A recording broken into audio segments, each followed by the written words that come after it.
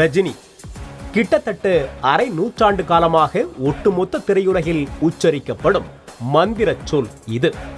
இன்றைய நாளில் யார் வேண்டுமானாலும் நான் தான் அடுத்த சூப்பர் ஸ்டார் என மார்தட்டி கொள்ளலாம். ஆனால் அது எல்லாமே கையில் ஸ்பேனர் பிடிச்சவனெல்லாம் மெக்கானிக் ஆகிவிட முடியுமா என்ற கதைதான். ஒரு நடிகனின் சாதனையை பேச வேண்டுமானால் ரஜினி என்கிற பெயரை உபயோகித்தால் மட்டுமே அது சாதனை. இல்லை என்றால் அது 10ஓடு 11 தான். அந்த அளவுக்கு ரஜினி என்ன செய்துவிட்டார்? அவரும் ஒரு நடிகர் தானே என்று தோன்றலாம். அதை பற்றியெல்லாம் தெரிந்து கொள்ள வரலாற்று பக்கங்களை புரட்ட வேண்டும்.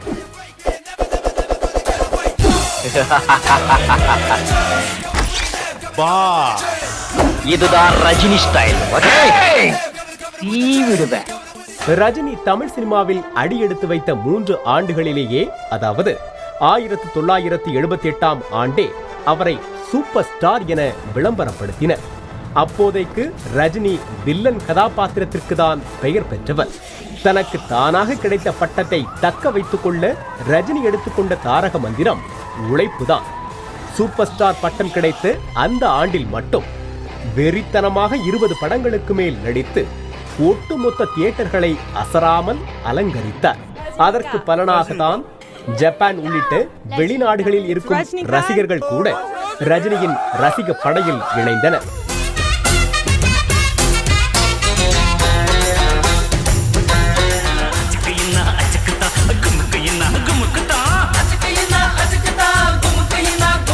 ரஜினிக்கு முன் தமிழ் சினிமாவில் நம்பர் 1 ஹீரோவாக இருந்த எம்ஜிஆர் ஹீரோக்களுக்கு என்று ஒரு ஃபார்முலாவை உருவாக்கி வைத்திருந்தார். ஆனால் அதனை உடைத்தெறிந்து ரஜினி நடிப்பில் புதிய பாணியை கொண்டு வந்தார்.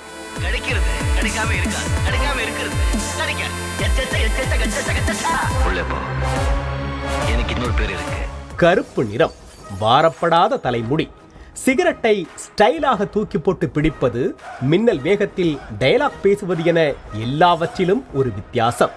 அதுவரை எம்ஜிஆரால் உருவாக்கி வைக்கப்பட்டிருந்த தமிழ் சினிமா பின்பற்றி கொண்டிருந்த மாஸ் ஹீரோ ஃபார்முலாவை உடைத்து தூர போட்டுவிட்டு, நான் அடுத்த எம்ஜிஆர் அல்ல, நான் தான் முதல் ரஜினி என்று முத்திரை குத்தி ஹீரோ வில்லன் என இரண்டிலுமே புகுந்து விளையாடினார்.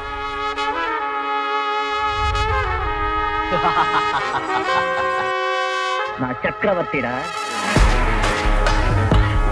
என்ன பாக்குறேன்? ஒரிஜினலாவே நான் வில்லன். இது எப்படி இருக்கு?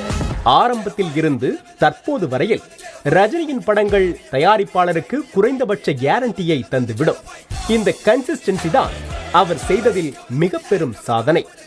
அதனால் ரஜினி படங்களின் வியாபாரமும் அவர் சம்பளமும் ஒரே சீராக படத்துக்கு படம் ஏறிக்கொண்டே இருந்தது. கதையை தாண்டி நடிகருக்கான முகத்திற்காக படம் ஓடுகிறது என்றால் அது நடிகர் ரஜினிக்காகத்தான்.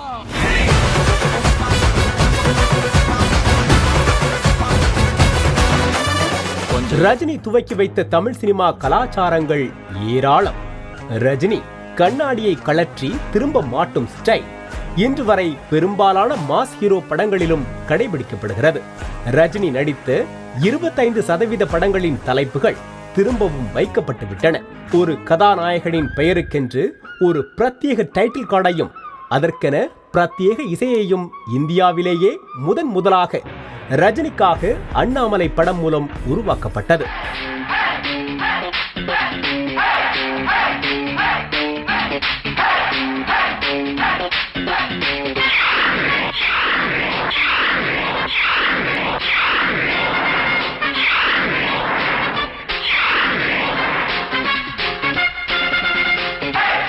பட டைட்டிலை தாண்டி ஹீரோ பெயருக்கென்று ஒரு சிக்னேச்சர் ஸ்டைலை கொண்டு வந்தார் ரஜினி.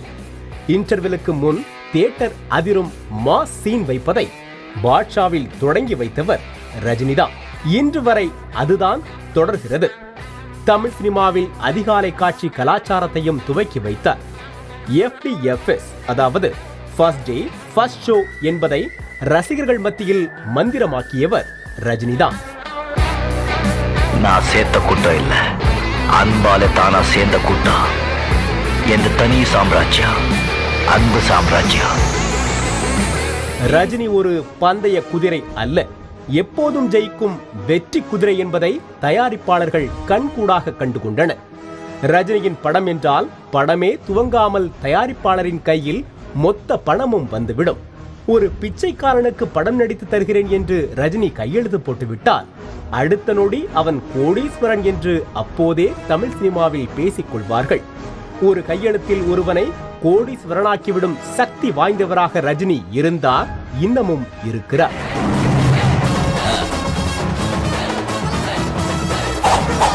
நான் யானை இல்லை, குதிரை. யானை விழுந்தா எந்திரிக்க ரொம்ப டைம் ஆகும், நான் குதிரை சக்கன் எந்திருக்கேன். 90களின் ஆரம்பம் முதல் சூப்பர் ஸ்டார் என்கிற நிலையையும் கடந்து ரஜினி ஒரு பெரும் சகாப்தமாக உருவெடுத்தார்.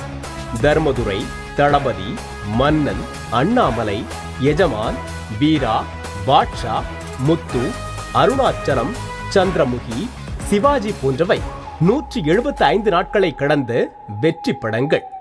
ரஜினியின் படங்கள் எல்லாம் கோடியில் வருமானம் ஈட்டிக் கொடுத்தன. ஒரு தமிழ் சினிமா 100 கோடி ரூபாய் வசூலிக்கும் என தனது படம் மூலம் முதலில் நிரூபித்து காட்டியவர் ரஜினி.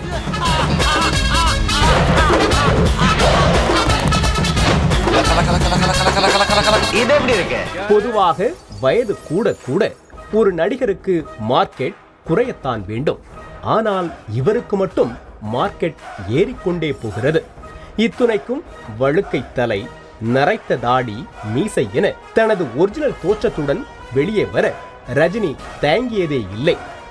ரஜினி என்பது வெறும் பெயர் மட்டுமல்ல, அது ஒரு பிராண்ட்.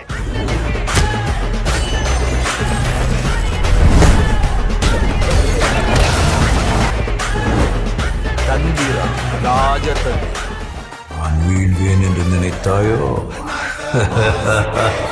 ரஜினிகாந்த் என்பவர் தமிழ் சினிமாவுக்கு கிடைத்த பொக்கிஷம். தமிழ் சினிமாவின் முதல் மற்றும் கடைசி சூப்பர் ஸ்டார் ரஜினிதான் என்பதை மறுப்பதற்கில்லை. இதை யாராலையும் அழிக்க முடியாது.